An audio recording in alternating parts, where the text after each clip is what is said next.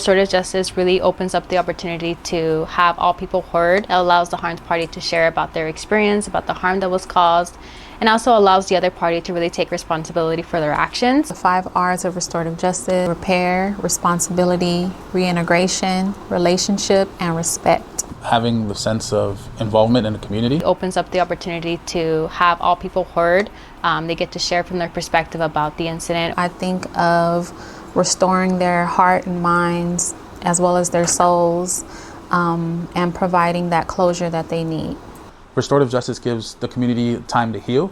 Meaningful accountability. It's given a youth an opportunity who made a bad decision in the community, but instead of throwing him in a jail and locking him there for 16 hours, he had a conversation where it's, what do you need? I need mental health services, I need mentorship, and I also need to make amends with my grandmother. It's giving them a reason to go at it every day, to be resilient in the fight, and hope to have better outcomes. It allows conversation.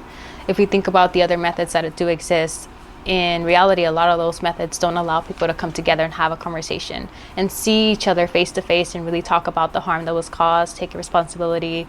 And I think that this really honors the stories of all parties that were involved, and it's something we don't get to see often. Essentially, giving humans an opportunity to grow.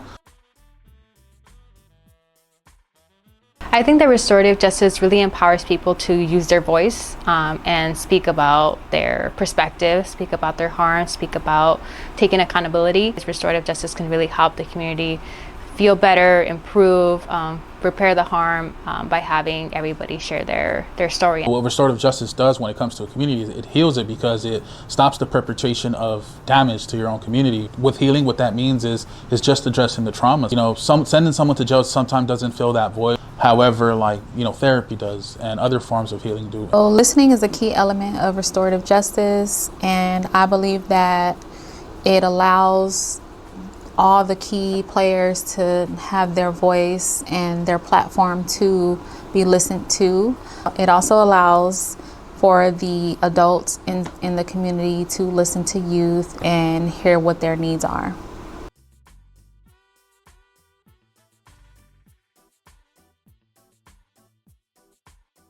Well, circles are restorative justice practice. It's a method that has been around for a very long time. It allows folks from the community to gather. Starts off with everyone providing introductions and what they seek to get out of the circle itself.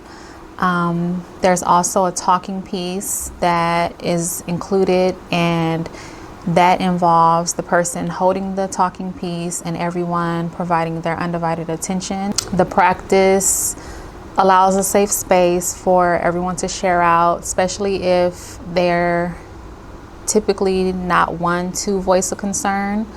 And it just allows them to dig deeper in coming together for a resolution of some sort. Restorative justice uplifts community voice by providing safe places where people can come and just address issues at hand. And it gives them a safe place to just be themselves. So address issues that are going on in the community from minor to major, and overall gives an opportunity for everyone to voice their opinion and be heard in a time and place where people feel voiceless. So mediation is a form of restorative justice. This is a method where we really allow the harmed party and the youth to come together and talk about the incident. The youth gets to take accountability for what they've done, really be face to face with the harmed party and their families to really speak about what happened and what they did. I think this is a very beautiful method, as it allows everybody to really be open about their experiences, their actions, the responsibility that they take from the incident. And again, this is somewhere where we have mediators mediate and facilitate the conversation between the harmed party and the youth to really make sure the right questions are being asked, to really prompt them to engage in conversation. And it allows them to have a conversation about restitution. How is this harm going to be repaired? What can the youth do to take accountability if they haven't already? Or how can we move forward from this incident? And that's something that is discussed during mediation about what can they do? What does a harmed party feel like they need to do to repair the harm? And it's an agreement that's made upon both the youth, their family, and the Harns Party and their parents as well.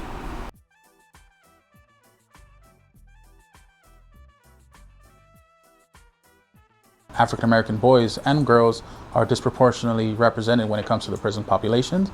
So through restorative justice, addressing that issue and prioritizing young black males and females, it not only gives a voice to them, but it gives a voice to everyone that comes after them. The criminal justice system is centered in punitive and retributive actions that don't help address the needs of young black youth. They are introduced to the criminal justice system at an early age rather than being provided for to address their needs and concerns.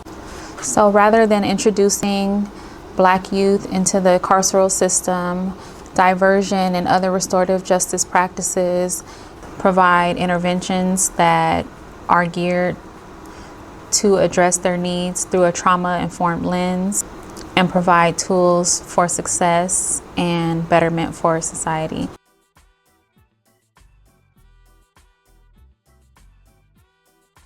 I think that restorative justice really empowers our community to come together.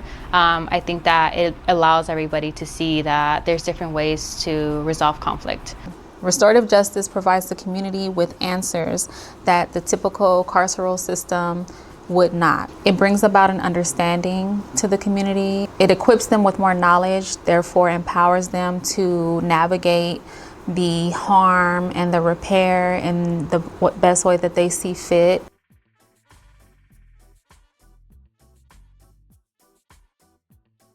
So as a restorative justice practitioner, I've seen some of the beauties of it. Sometime this year, I had a youth. He got into an altercation in the community that ultimately led him in custody, and he essentially brought a gun to school. It was a BB gun. He was connected to us in our services.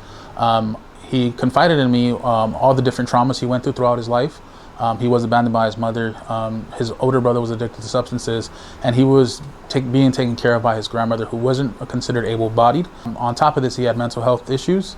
He had straight Fs. He was expelled from school and hated going to school. But through mentorship and through empowering him through restorative justice practices, he then again switched his grades up. He went from a straight F student to A's and B's.